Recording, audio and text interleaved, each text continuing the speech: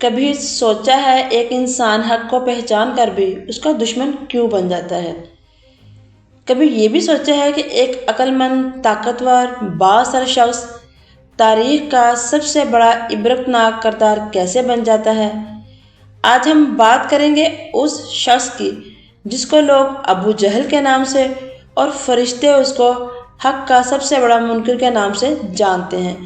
قریش میں اس کا مقام بلند تھا، عقل مند سمجھا جاتا تھا، مشورے اس کے بغیر مکمل نہیں ہوتے تھے۔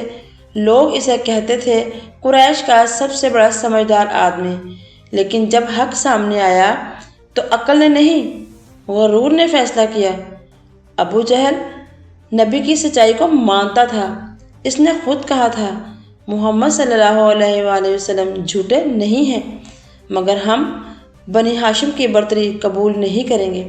یہ وہ لمحہ تھا جہاں مسئلہ انا کا بن گیا تھا۔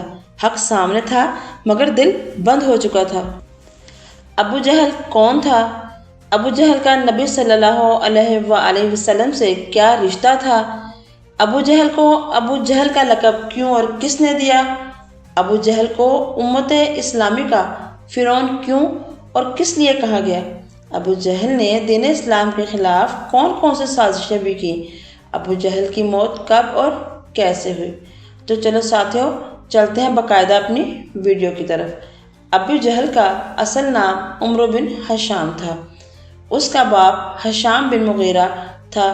ابو جہل کا ایک بیٹا بھی تھا جس کا نام اکرمہ بن ابو جہل تھا، جو پیغمبر اکرم سے دشمنی کرتا تھا، لیکن یاد رہے کہ فتح مکہ کے بعد مسلمان ہوا۔ ابو جہل کی کنیت ابو الحاکم بھی تھی، لیکن نبی پاک صلی اللہ علیہ وآلہ وسلم نے اسے اس کی جہالت کی وجہ سے اور اسلام دشمنی کی وجہ سے ابو جہل کا لقب دیا۔ اس طرح ایک حدیث نبوی ہے، ابو جہل کو امت اسلامی کا فرعون بھی کہا گیا۔ بعض لوگ ابو جہل کو نبی صلی اللہ علیہ وآلہ وسلم کا چچا خیال کرتے ہیں، یہ غلط ہے۔ حضرت محمد صلی اللہ علیہ وآلہ وسلم کے دادا عبد المطلب تھے، اور ابو جہل نہ تو عبد المطلب کا بیٹا ہے اور نہ ہی عبد المطلب کے خاندان کا۔ عبد المطلب عبد مناف کے خاندان کے تھے اور ابو جہل مخزومی قبیلے اور خاندان کا تھا۔ اللہ کے نبی جب بھی دنیا میں آئے، اہل کفر و باطل نے ان کا انکار کیا، بلکہ ان کے راستے میں رکاوٹیں بھی کھڑی کیں۔ کتنے ہی انبیاء کرام کو ان کی قوموں نے شہید کر ڈالا۔ نبی صلی اللہ علیہ وآلہ وسلم کی بھی بہت زیادہ مخالفت کی گئی، لیکن کئی بار معجزانہ طور پر کفار آپ کے رعب میں آ کر خوف سے کانپ اٹھے۔ ابو جہل یعنی عمرو بن ہشام بھی مکہ میں اسلام اور نبی پاک صلی اللہ علیہ وآلہ وسلم کے مخالفین میں سے ایک ہے۔ ہمارے پیارے نبی صلی اللہ علیہ وآلہ وسلم کو قتل کرنے کی سازش، نئے مسلمانوں کو قتل کی دھمکیاں، قرآن پاک کی آیات کو سننے سے روکنا، قریش کا بنی ہاشم سے بائیکاٹ، اسلام اور مسلمانوں کے خلاف اقدامات، جنگ بدر رونما ہونے میں سازشیں ابو جہل کے کاموں میں سے ہیں۔ جنگ بدر کے رونما ہونے میں بھی ابو جہل کا کلیدی کردار ہے۔ ابو جہل پیغمبر اسلام سے دشمنی کرتا تھا اور مختلف طریقوں سے انہیں تنگ کرتا تھا اور ان کی بیعت بھی کرتا تھا۔ قرآن پاک کی بعض آیتوں کا شان نزول بھی ابو جہل اور اس کے اسلام اور پیغمبر کی مخالفت میں انجام پانے والے کرتوتوں کو قرار دیا گیا ہے۔ ایک جگہ آیا ہے، اور کافر کہنے لگے کہ اس قرآن کو سنا ہی نہ کرو، جب پڑھنے لگے تو کانوں میں انگلیاں ٹھوس دیا کرو اور شور مچا دیا کرو تاکہ تم غالب رہو۔ ابن عباس سے منقول ہے کہ جب بھی رسول اللہ صلی اللہ علیہ وآلہ وسلم قرآن پڑھتے تو ابو جہل کہتا کہ شور مچاؤ تاکہ کسی کو یہ پتہ نہ چلے کہ یہ کیا کہہ رہے ہیں۔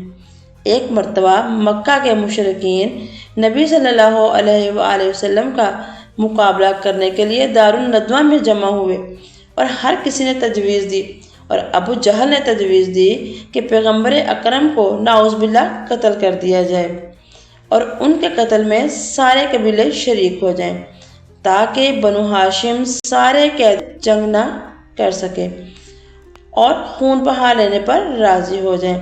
ابو جہل کی تجویز مانی گئی اور اسے عملی جامہ پہنانے کے لیے ہر قبیلے سے ایک فرد حاضر ہوا۔ ابو جہل بھی ان افراد میں شامل تھا جو ان کو ابھار رہا تھا، لیکن پیغمبر اکرم کے بستر پر امام عالی مقام کا سونا اور نبی صلی اللہ علیہ وآلہ وسلم کا راتوں رات مکہ سے نکل جانا، اس وجہ سے ان کی سازش ناکام ہو گئی۔ ابو جہل 30 سال کی عمر میں دارالندوہ کا رکن بنا، جبکہ اس وقت دارالندوہ کے رکنیت کے لیے بنو القصوہ کے علاوہ باقی سب کے لیے 40 سال شرط تھی۔ ابو جہل ان لوگوں کو اسلام قبول کرنے سے منع کرتا، جب بھی کوئی اسلام لاتا تو اسے ڈراتا دھمکاتا، یہاں تک کہ وہ اسلام سے ہاتھ اٹھا لے۔ ان افراد میں بلال حبشی، یاسر بن عامر اور سمیہ بنت خباب بھی شامل تھیں، جن کو اسلام لانے اور پیغمبر اکرم کی حمایت کی وجہ سے تکالیف پہنچائی گئیں۔ انہیں آزر و اذیت سے سمیہ بنت خباب شہید ہوئیں۔ اس طرح ابو جہل نے اپنے سوتیلے بھائی عیاش بن ربیعہ کو، جو مہاجرین سے مہلک ہونے کے لیے مدینہ کی جانب نکلے تھے، انہیں قبا کے مقام سے واپس لا کر قید کر دیا۔ تاریخ کے مطابق نئے مسلمانوں کے مقابلے میں ابو جہل نے مختلف حربے اپنائے۔ معاشرے میں اگر کوئی بااثر افراد اسلام قبول کرتا تو اس کی تذلیل اور توہین کرتا، اور اگر کوئی تاجر ہوتا تو اسے ڈراتا دھمکاتا اور اس کی تجارت کو نقصان پہنچاتا اور بائیکاٹ کرنے کی دھمکی دیتا۔ اگر کوئی کمزور ہوتا تو اس کی مار پیٹ کرتا۔ ابو جہل بنی ہاشم کا قریش سے تعلق ختم کرنے پر بھی کوششیں کرتا تھا۔ تاریخ شواہد کے مطابق جنگ بدر رونما کرنے میں ابو جہل کا بڑا ہاتھ تھا۔ سن 2 ہجری میں ابو سفیان کی سرپرستی میں قریش کا ایک کارکن مسلمانوں کے حملے کی زد میں آیا۔ اس نے قریش سے مدد مانگی۔ ابو جہل مکہ سے مدد کی غرض سے ایک لشکر لے کر نکلا، اگرچہ کاروان سلامتی کے ساتھ وہاں سے گزر گیا، لیکن ابو جہل کے اصرار پر مکے کا لشکر بدر کے کنویں کی طرف نکلا۔ وہاں پر ان کی مسلمان سپاہیوں سے جنگ ہو گئی اور مکہ کے لشکر کو شکست ہوئی۔ مشرکوں کے سپاہیوں میں ابو جہل سمیت قریش کے کئی سرکردے مارے گئے۔ ابو جہل معاذ بن عمرو عرفہ والوں کے ہاتھوں مارا گیا۔ ایک جگہ حضرت عبد الرحمن بن عوف کا بیان ہے کہ میں صف میں کھڑا تھا، میرے دائیں بائیں دو 9 عمر لڑکے تھے۔ ایک نے پوچھا، چچا جان، کیا آپ ابو جہل کو جانتے ہیں؟ میں نے کہا، کیوں بھتیجے، تمہیں ابو جہل سے کیا کام ہے؟ انہوں نے کہا، چچا جان، ہم نے خدا سے یہ عہد کیا ہے کہ ابو جہل کو جہاں دیکھیں گے اسے قتل کر دیں گے یا اس کے ساتھ لڑتے ہوئے مارے جائیں گے، کیونکہ وہ اللہ کے رسول کا سب سے بڑا دشمن ہے۔ عبد الرحمن بن عوف انہیں حیرت سے تکنے لگے۔ دوسرے نوجوان نے بھی ایسی باتیں کی۔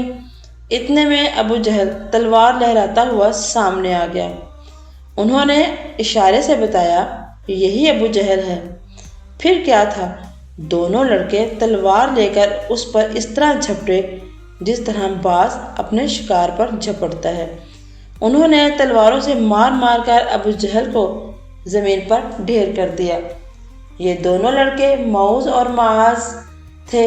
ابو جہل کے بیٹے اکرمہ نے اپنے باپ کے قاتل حضرت معاذ پر حملہ کیا اور ان کے بائیں شانے پر تلوار ماری، جس سے ان کا بازو کٹ گیا، لیکن تھوڑا سا ساتھ جڑا ہوا تھا۔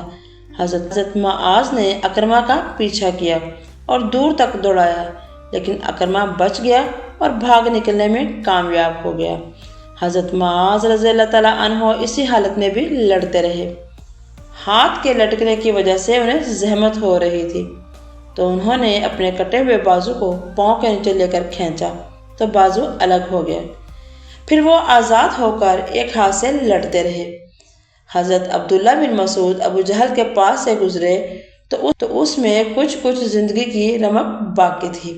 حضرت عبداللہ بن مسعود نے اس کی گردن کو پاؤں تلے روند کر فرمایا کہ تو ہی ہے ابو جہل، بتا تجھے آج اللہ نے کیسا رسوا کیا۔ ابو جہل نے اس وقت بھی تمہارے لیے یہ کوئی بڑا کارنامہ نہیں، میرا قتل ہونا اس سے زیادہ نہیں ہے کہ ایک آدمی کو اس کی قوم نے قتل کر دیا۔ ہاں مجھے اس بات کا افسوس ہے، کاش مجھے کسانوں کے سوا کوئی دوسرا شخص قتل کرتا۔ حضرت معوذ اور حضرت معاذ رضی اللہ تعالیٰ عنہ دونوں انصاری تھے اور انصاری کھیتوں میں کام کرتے تھے اور قبیلہ قریش کے لوگ انہیں حقارت سے دیکھتے تھے، اس لیے ابو جہل نے کسانوں کے ہاتھوں قتل ہونے کو اپنے لیے افسوسناک قرار دیا۔ جنگ ختم ہو جانے کے بعد حضور صلی اللہ علیہ وآلہ وسلم حضرت عبداللہ بن مسعود کو ساتھ لے کر جب ابو جہل کے پاس سے گزرے تو فرمایا، ابو جہل اس زمانے کا فرعون ہے۔ حضرت عبداللہ بن مسعود نے ابو جہل کا سر کاٹ کر نبی صلی اللہ علیہ وآلہ وسلم کے قدموں میں رکھ دیا اور یوں ابو جہل کا خاتمہ ہوا۔ ابو جہل کا قصہ کسی اور کے لیے نہیں، یہ میرے اور آپ کے لیے ہے کہ کہیں ہم بھی حق کو جان کر انا کی وجہ سے انکار کرنے والوں میں شامل تو نہیں۔ اور اگر یہ ویڈیو آپ کے دل کو چھو گئی ہو تو اسے صرف لائک نہ کریں بلکہ اپنے رویے میں کوئی تبدیلی لے کر آئیں۔ اللہ تعالیٰ سے دعا ہے ساتھیوں، وہ ہمیں اپنی فرما بردار اور شکر گزاری کی زندگی گزارنے کی توفیق عطا فرمائے۔ آمین یا رب العالمین۔